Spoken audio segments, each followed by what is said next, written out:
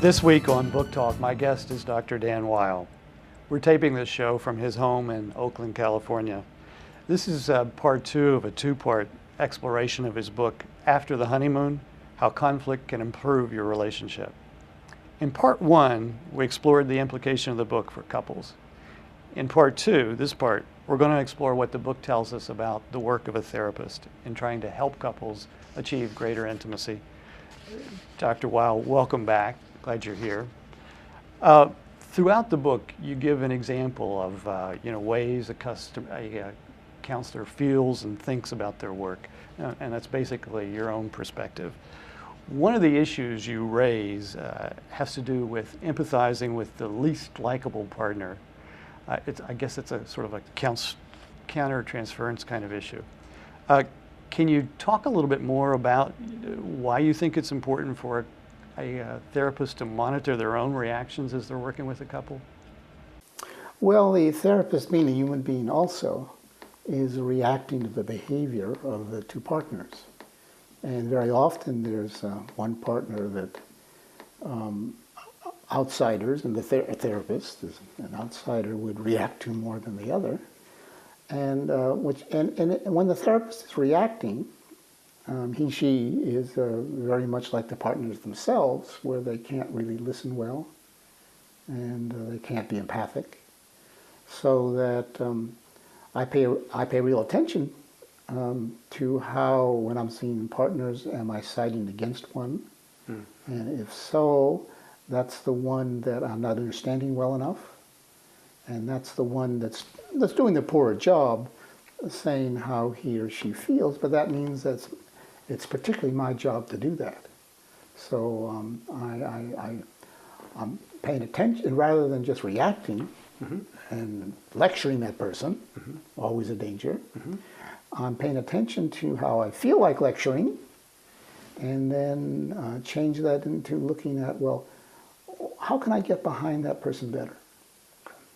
How can I make more sense of what that person is doing? How can I find the hidden truth in what the person is saying? How can I find the soft underbelly feeling that the person is not quite able to get at, and instead is coming on in this strong, harsh way? And asking myself that question, what is that person's inner struggle, often allows me suddenly to regain my empathy and be able to speak on that person's side. You know, throughout the book, you seem to be talking and taking a fairly less pathologizing kind of view of couples and their work. And it almost has that sort of positive psychology kind of look and feel to it as I'm reading it. Am I getting that correct? Yeah, and my theory leads me to it. Okay. So if somebody is angry, arrogant, and so on, I'm not thinking of character structure and this is narcissistic and all that stuff. I'm thinking, well, this is a fallback measure that this person is using because he can't say what he really does need to say at that moment. He can't talk about his fear. He can't talk about his wish. Can't talk about his hurt, his disappointment. And he just snaps into anger, which is what we all do when we can't get a hold of the soft underbelly feeling. Okay. Throughout the book, you talk about this idea of therapist as a consultant, a person who kind of like manages the therapy with the client. The idea is an issue in which it seems to me that you're really talking about greater transparency. It's fairly postmodern in its thinking. Could you talk more about why you think this stance makes really good sense as you're doing work with couples?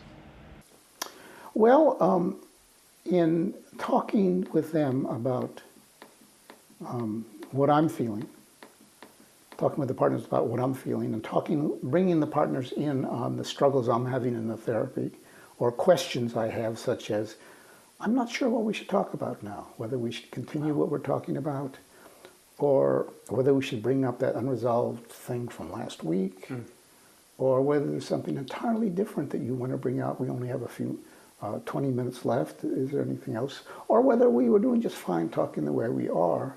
Well, it's a great relief to not have to just unilaterally make a decision like that, but to bring them in on it. And it's also a great relief to be able to bring them in on my feelings, so that I would be doing with them what I'd be hoping they would do with each other, which is, expressing what's going on in my mind, expressing what's going on in their mind to each other, and where you just automatically have a kind of a close feeling. Now, it's tricky with what's on your mind is anger and resentment. That's another story. So you have to, you may not want to say all of that in its bold form, but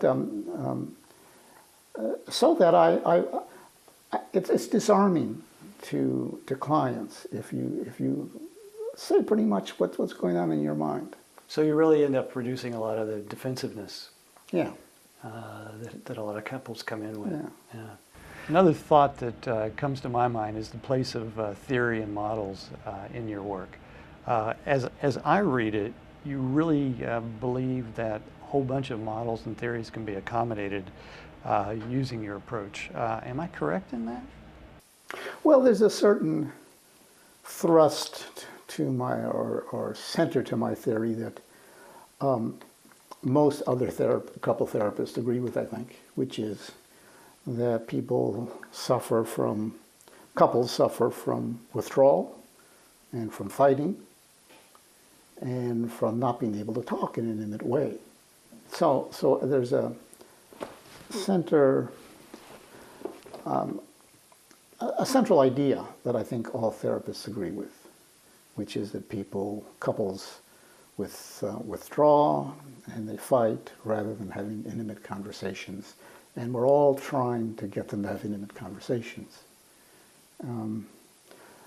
So that's the part that I think everyone agrees with. The part that there's a disagreement with is whether you focus on problem solving and a certain kind of theories about defenses and resistance. Or communication skills, or which other kind of approach you take to all that. Toward the end of the book, you talk about the use of fantasy in working with couples, and one of the thoughts I had is that could really backfire on you if you're not too careful. That is, the couple could, really feel like they weren't being supportive when you're working with them. Could you kind of explain to me how you see, working with fantasy in a way that doesn't minimize the reality of the couple, and making sure that the couple's adequately supported? Well, I was talking mostly about what partners do with one another, rather than what I would do as a therapist. So that though there is one example where, as a therapist, I would do it, and it'd be benign fantasy. But there's a way in which, if you bring people into your fantasy, your partner into your fantasies and wishes, that can, be an intimate act. But you got to be careful. Some fantasies are just provocative and make the other person feel left out or angry or misunderstood. So it's not something that I would, that I push. Now, the things I do push would be what John Gottman would call the dream. And so if couples are fighting, what I might do is talk about what Gottman calls the dream behind their position.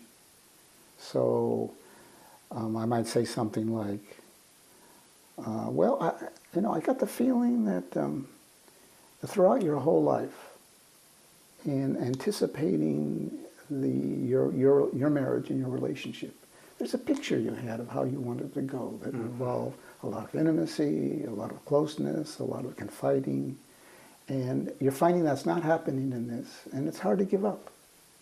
So I'm saying something more gently than they do, that they're making accusations. Okay. And then I talk about the other person's fantasy.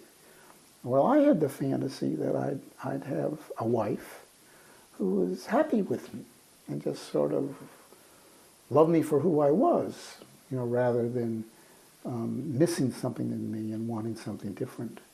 And I'm not having that fantasy satisfied. I hope you can see why I have trouble with that. So I try to bring out a conversation like that, or have it for them. Right. Great examples. When you put your head on the pillow at the end of a night and you think about the impact of after the honeymoon on counselors, therapists, and couples, what sort of comes to your mind? Oh, well, there's some general philosophies in it that I'm hoping will have some effect somewhere. And the general philosophy is, and I get this from my mentor, Bernard Affelbaum, there is an ease or a quickness in which people can judge themselves and judge one another, slip into kind of a critical mode, and I'm wanting to show how when that happens, there is the soft underbelly feeling that's gotten lost. That that's the fallback measure, becoming critical or so on, that you go on. So I wanted to challenge a lot of the views that people had, and that's where I would be challenging views like you have to solve all your problems before you can have a good relationship, or you've got to stop being able to take care of yourself and stop being so dependent. There's Some of those myths about and what it means to be a good, these terms that kind of make someone feel awful, and that we use on ourselves and each other. And I wanted to show there's another way of approaching those things, to have people notice the poisonous effect of those things and to see their alternative. Okay. Thank you, Dr. Weil. This week on Book Talk, we've had an opportunity to talk with Dr. Dan Weil about his book, After the Honeymoon. Hope you've enjoyed our sessions together. This has been a two-part series. Part one, we took a look at his book as it relates to couples and their own intimacy issues. And in part two, we took a look at what's the function in the relationship a counselor or therapist has as they think about the work of working with couples. Thank you for joining us. I'm Dr. Richard Long.